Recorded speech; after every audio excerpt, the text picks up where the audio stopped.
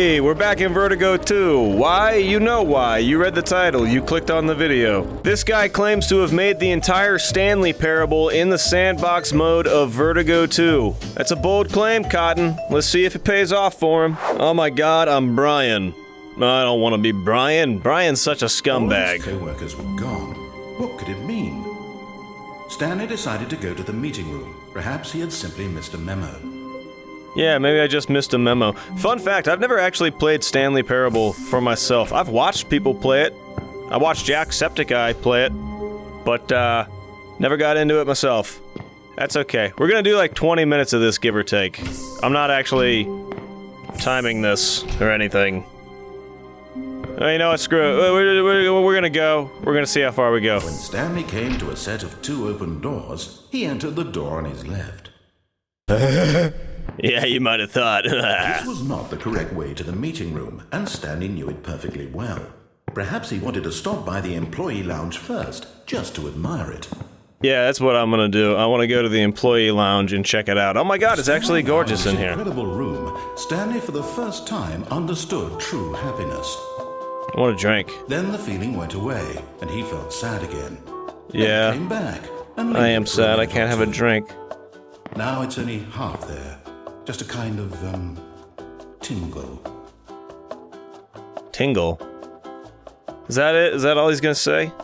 I guess that's all he's gonna say. This is a nice break room, I guess. Nice employee lounge. A lot of comfortable seating. Good chairs, boxes, and whatnot.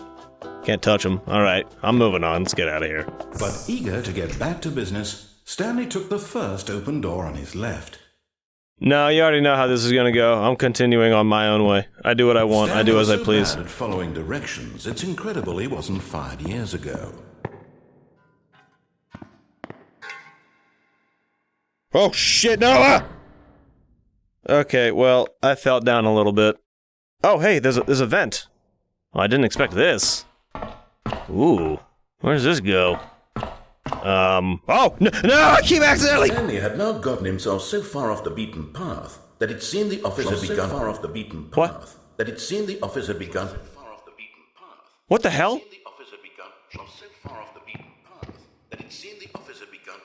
Okay, something's not right. Something weird is going on. It's so dark. Why don't I have a flashlight?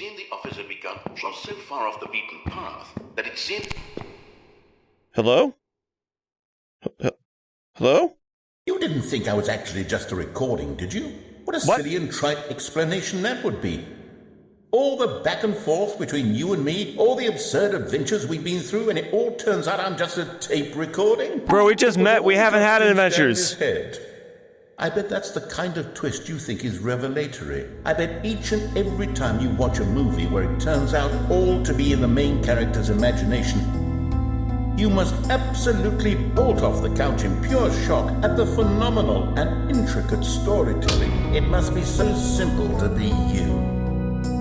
Life being an unending waterfall of surprises and delights. I don't like how he's berating me right now. Find the world than the rest of us do. He's making me feel so sad. Now I've become sad. Look what you've done to me. This is all your fault. You did this to me! You did this to me! What? What? I beat it already? No. We gotta go again. We gotta go back in. Okay, we're back here, and this time I am not going to fall off the ledge. This time I'm gonna walk over to this thing, and was that a door? No, it's just a seam in the level. Weird. I'm gonna press a button. Hard Light Bridge. Cool. Look, Stanley, I think perhaps we've gotten off on the wrong foot here. I'm not your enemy, really, I'm not.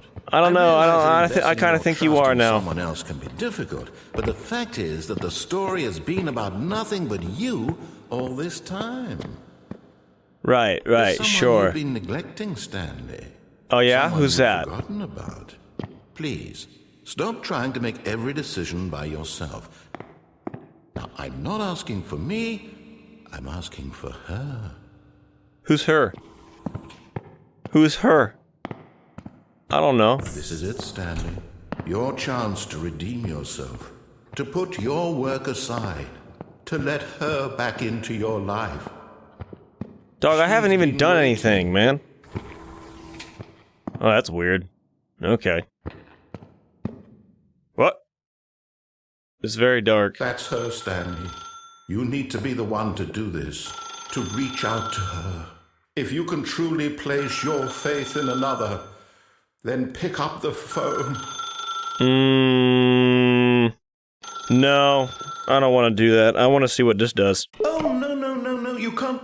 Did you just unplug the phone? I guess That so. wasn't supposed to be a choice. How did you do that? You I pressed a actually button. chose incorrectly? I didn't even know that was possible. Let me double check. That's a wall. I can't go through the wall. No, I can't. it's Yeah. Oh, definitely wait a minute now. clear as day. Stanley picks up the phone. Okay, He's no. taken to his apartment where he finds his wife, and the two pledge themselves to one another. So he has a Music script comes of my in, life. white, Okay, cool. roll credits. Not picking up the phone is actually somehow an incorrect course of action. How is that even possible? Well, I None pressed of the these button. decisions were supposed to mean anything.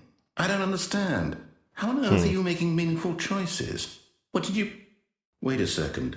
Did I just see... No, that's not possible. I can't believe it. But How what have if I it not noticed were? it sooner?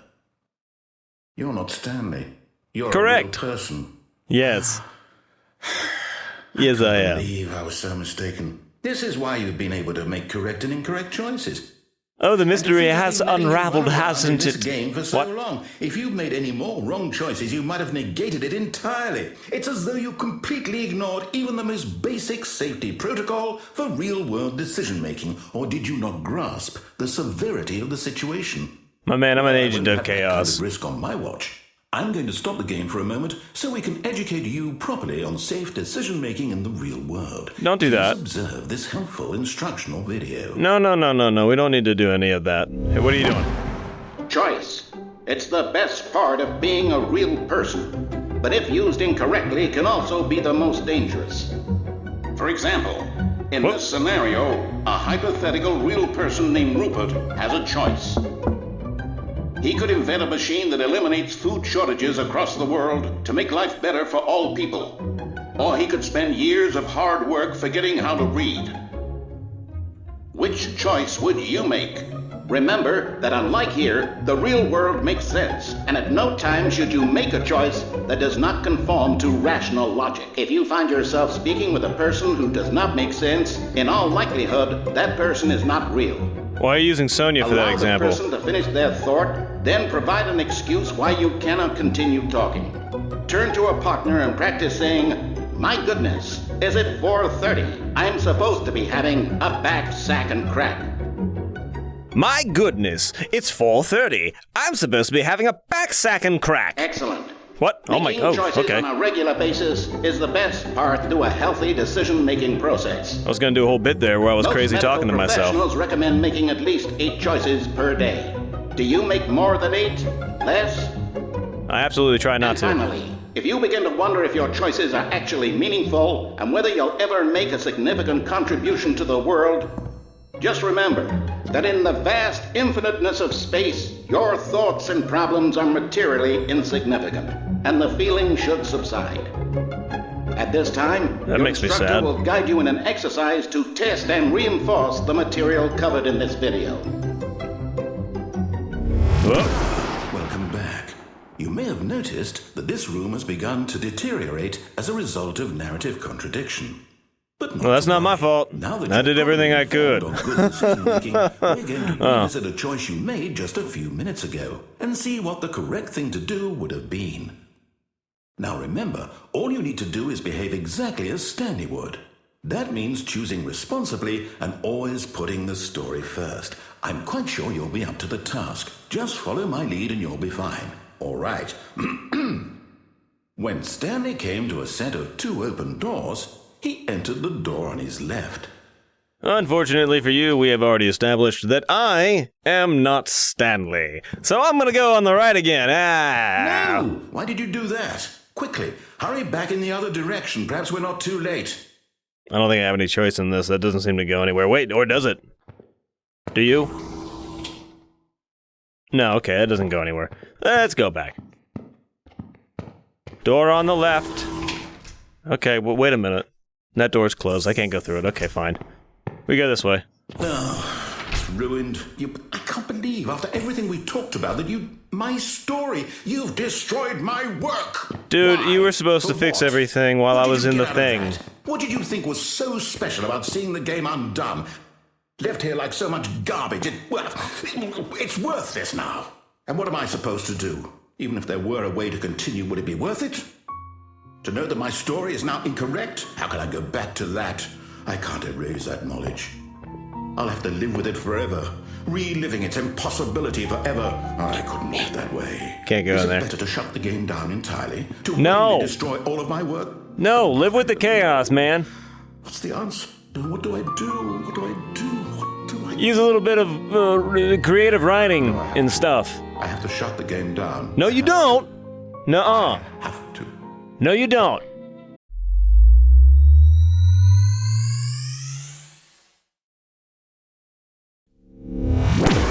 Oh. I'm here. What? Where? I'm still here. Yes, Here in you this are. pile of rubbish. So am I. You. Who What? thought you were so clever. Now look where we are. My We're in a red time box. is destroyed. It was the only thing in the world that was mine, and you've run it into the ground.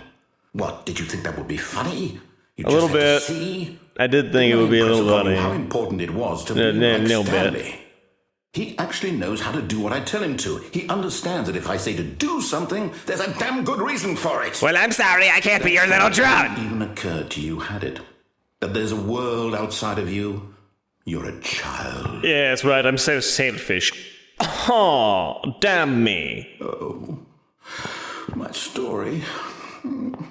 If you Suck just it gone up, through the dude. door on the left, you would have seen it. There was a whole underground facility. You would have destroyed it and been victorious. It would have been so perfect. I mean, I worked kinda so destroyed hard it. on I tried so hard to make. When Stanley came to a set of two What the hell? doors, he entered the door on his That's Brian. That's me. Am I gonna watch him go to the door on the left? Stanley? Hello? He's just standing there. Is everything okay? What was that? What just beeped? Why did I hear a beep? There it is again. What's going on? Do I need to... I can't... oh, this is a wall. That's a wall. This is a wall, too. How do I get out of here? What's going on? Is there a door for me to phase through? I hear that beep again. Beep? Where are you, beep? Mysterious beeping. Tell me where you are. Brian, you're not being any help to me, man. You know what happens when they lock me in a box and don't tell me what to do. All of my friends, they were needy as hell. Run it, let's start things with the latest bands. Whole kitty gang just doing a thing. What the dogs can't have. I don't know what I'm supposed to do. Maybe I just sit down. Maybe what? What the hell? How? I don't understand what just happened. What just happened? We're going back in. This time maybe I'll follow the narrator's instructions. Stanley came to a set of two open doors. He entered the door on his left. Yeah, okay, I'll follow your rules this time, Mr. Narrator. I don't want you to soil your trousers in a frantic, maniacal... I lost my train of thought, I won't lie. I was gonna say something, I was working on it, my brain was ticking away, and then, as it often does, the gears just kinda ground to a halt. Yet there was not a single person here either. Feeling a wave of disbelief, Stanley decided to go up to his boss's office, hoping he might find an answer there. Cool. Office. Bosses. Office. Let's go there. Broom closet. There's a pitchfork. Stanley stepped into the broom closet, but there was nothing here, so he turned around and got back on track. Well, clearly this There guy's was not nothing paying here. anywhere No near as much consternation, attention as I no am. path to follow. 'Cause I Just have a an empty pitchfork now. broom closet. No reason. Coming to a staircase, Stanley walked upstairs to his boss's office. But there's a door down there, and that door has got a light on it, so I can go that way. I'm going down. I'm going down. I said I was gonna pay attention and do the narrator's thing, but I'm going down. I'm going down the stairs. They can't stop me. Chaos has taken over my brain. Where do you go, door? Is that a car? Is that a car? Deja vu, I just been in this place before. Can I get in this car? I can't. Okay, fine. I can't get in the car. That's not a big deal. There's another door. Stanley just couldn't do it. He considered the possibility of facing his boss, admitting he had left his post during work hours. He might be fired for that. And in such a competitive economy, why had he taken that risk? All because he believed everyone had vanished? His boss would think he was crazy. And then something occurred to Stanley. Maybe, he thought to himself, maybe I am crazy.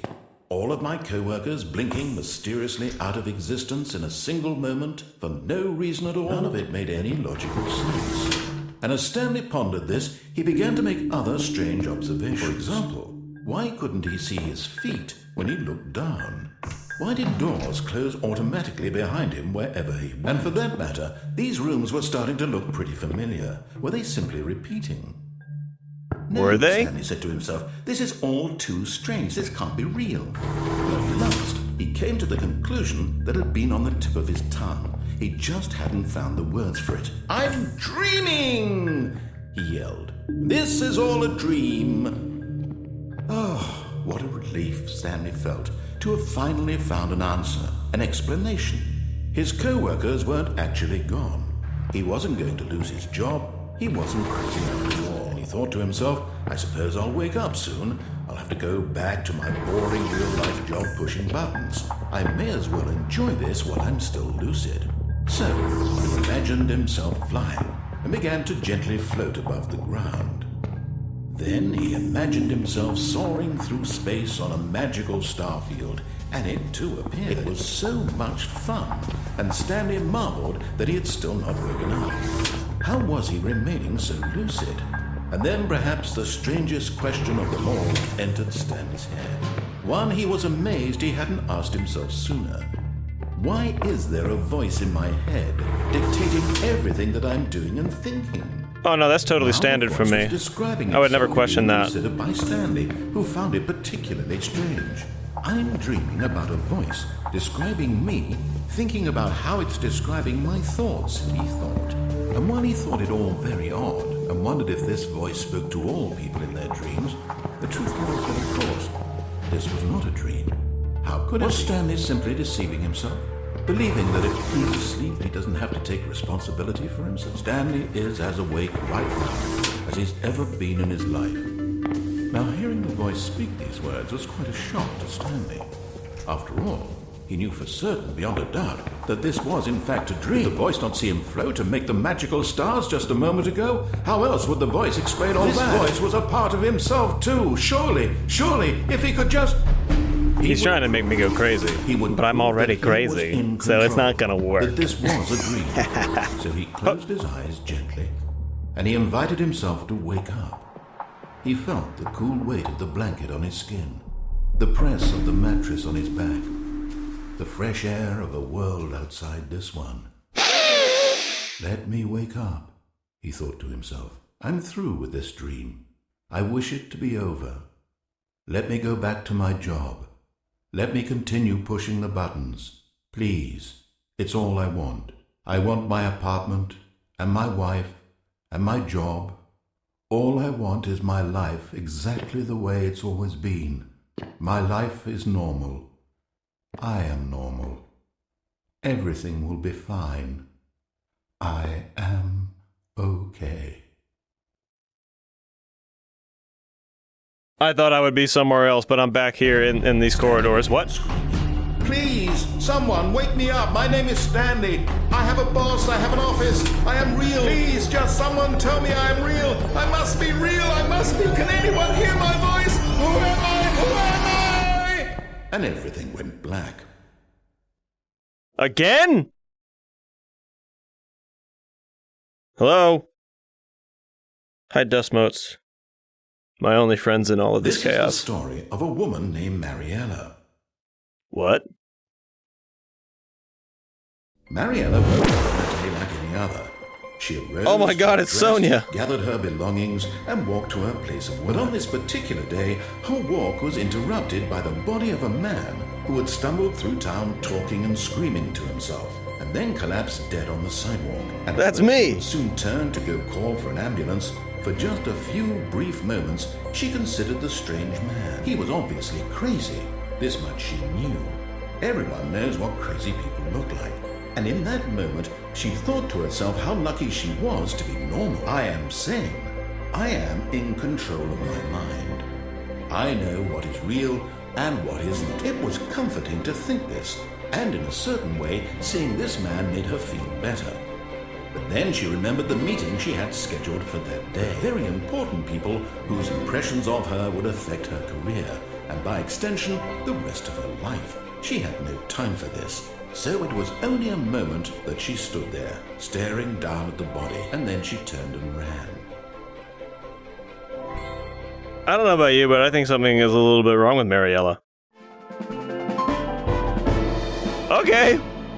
We completed it again. Anyway, yeah. If those are the thoughts that roll through your head after you see a dead body laying in the road, in the street, out in public, I don't know. Your screws are looser than mine, is all I'm saying. Let's go again. This time I'll actually do what I'm told, maybe. Whee! Okay, I thought something would happen there, but nothing happened. Oh my God, there's so many stairs. Well, I mean, we have to do it twice just to make sure. Okay, yeah, it was a waste of time. These stairs are making my non-legs hurt. Okay, let's go into the boss's office.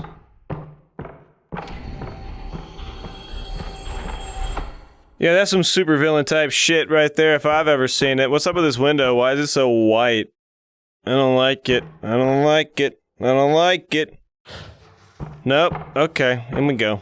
Stepping into his manager's office, Stanley was once again stunned to discover not an indication of any human life. Shocked, unraveled, Stanley wondered in disbelief who orchestrated this. What dark secret was being held from him? What he could not have known was that the keypad behind the boss's desk guarded the terrible truth that his boss had been keeping from him. And so the boss had assigned it an extra secret PIN number. 2845. But of course, Stanley couldn't possibly have known this. Yet incredibly, by simply pushing random buttons on the keypad, Stanley happened to input the correct code by sheer luck. Amazing. He stepped into the newly opened passageway. Newly opened passageway. Give me the... I feel like I'm going behind the scenes of the universe. Like that one game that I played that one time where I did that exact thing. And definitely didn't cause chaos resulting in the destruction of the universe and being thrown out of the back There rooms. was a stirring of emotion in his chest, as though he felt more free to think for himself, to question the nature of his job. Why did he feel this now, when for years it had never occurred to him? This question would not go unanswered for long. Oh man, thank God they didn't stop me up there, because I didn't want to fight one of those things. No. They're devious. Escape? Stanley walked straight ahead through the large door that read Mind Control Facility. But that says escape. That says escape, and my brain wants to do the... yeah, fine. Okay, I said we'd go this way. We're going this way. What in the Charles Xavier's going on in here? Button? The lights rose on an enormous room packed with television screens. What horrible secret did this place hold? Stanley thought to himself. Did he have the strength to find out? There's not a single TV screen in this entire room. What are you talking about, dude? Okay, that just fell into the void. For real, I don't... Where are the screens? There's no TV here. Now the monitors jumped to life, their true nature revealed. Okay. Each bore the number of an employee in the building, Stanley's co-workers. The lives of so many individuals reduced to images on a screen, and Stanley, one of them, eternally monitored in this place where freedom meant nothing. Okay. Right. Freedom is an illusion. This mind control facility, it was too horrible to believe. It couldn't be true. Had Stanley really been under someone's control all this time? Was this the only reason he was happy with his boring job? That his emotions had been manipulated to accept it blindly? Maybe. Sure. That seems like... right? No. He refused to believe it. He couldn't accept it. His own life in someone else's control? Yeah! Yeah! Unthinkable, wasn't it? Was it even possible? Had he truly spent his entire life utterly blind to the world? Did you just lock me in a box? But here was the proof. The heart of the operation. Controls labeled with emotions. Happy, or sad, or content. Walking, eating, working. All of it monitored and commanded from this very place. There's buttons and as everywhere. the cold reality of his past began to sink in, Stanley decided that this machinery would never again exert its terrible power over another human life. For he would dismantle the controls once and for all. None of these buttons do anything. None of these buttons work. Ooh, these ones make different beep noise. I kind of like that. Big fan of that. I don't think I need to do anything here because nothing's operational. So what's the point? There's no point to any of this. I guess I just go to the power facility. Though nothing here is on, so... mind control awaiting input. Let me take a little crack at that here. Let me see what I can do here. Power on, power off. The power's already off, right? Whatever,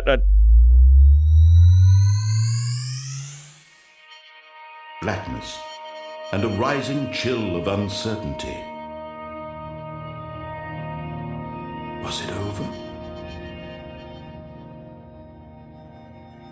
Yes. What? He had won. He had defeated the machine, unshackled himself from someone else's command. Freedom was mere moments away.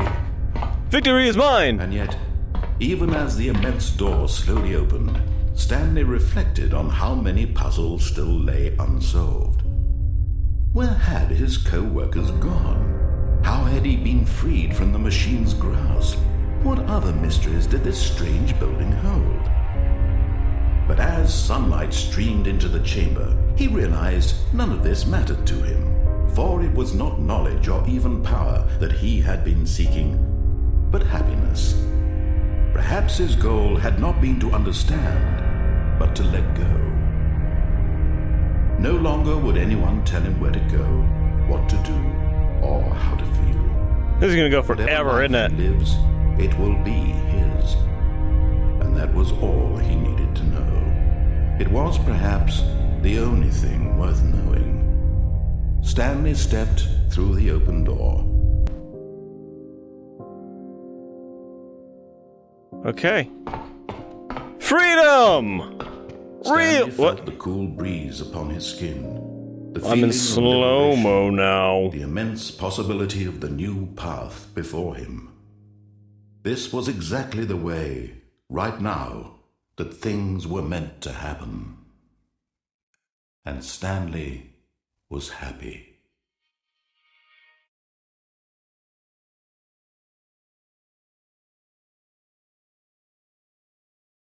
Okay. Level complete. I hope you enjoyed this. Thanks for watching. I'll see you again in Vertigo 2 when Into the Aether comes out. Bye!